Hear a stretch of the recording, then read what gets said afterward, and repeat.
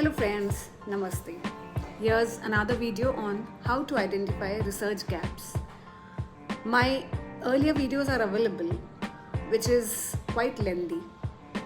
Hence, I will try to put up in short form, especially for college students, PhD scholars, master students, on how to identify research gaps.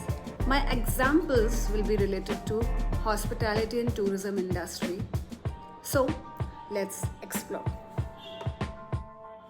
So now let us take the close point of understanding what is a gap. Gap, if I give you an illustration, is like two bridges, two concepts, but it is not connected. There is a vacuum, there is a kind of break between two bridges.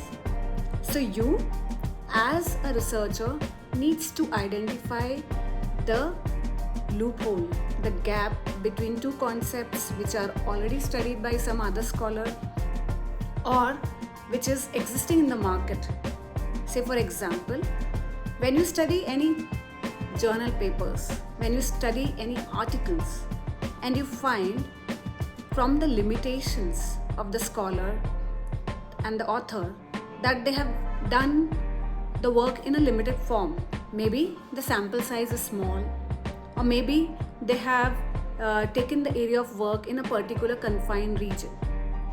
Let me give you an example of hospitality and tourism. A researcher has done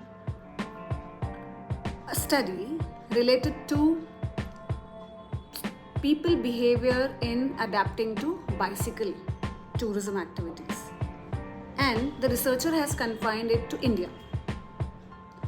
So this becomes a gap in further studies where you can take it to a larger scale and make it available for other samples, that is across the globe, and understand others' participation outside India. So these are the ways of finding the gap. One is from the limitations of the paper you study, or the problem which is existing in the market. Say for example, everybody is talking about AI. Are we aware about the utilization of AI? How AI will be adapted in various industries? So these are the problems which are existing in the market, which can be taken as a gap, and related to this gap, further study can be taken up by you. So guys, let's have a quick recap of how to identify research gaps. From this illustration, you can see it's written literature review, identifying key themes, then the gaps, and formulating research questions. I would like to emphasize that for finding gaps, you need to do extensive literature review from existing scientific papers, articles, government records. Whether you like or not, you need to read. And you have to keep on reading to identify the various themes they have brought in, the limitations which is being mentioned by the author. I would like to give you a quick tip. The second step should be considered first, identifying in what area you want to study, and then looking for papers, looking for various secondary public.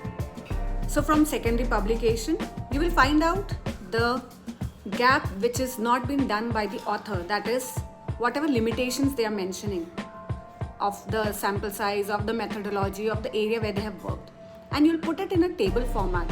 The table format I have given in my lengthy video, which I'll put it in the description box here, where you will put it in the last column your critical comment, what is not being done by that particular paper authors, and which you will take it further for your study.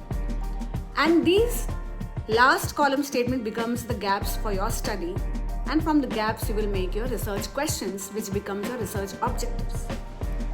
I request all of you to please go through my lengthy videos as well, and let me know whether you have understood this short topic, that is research gap. Do like, share, subscribe and support.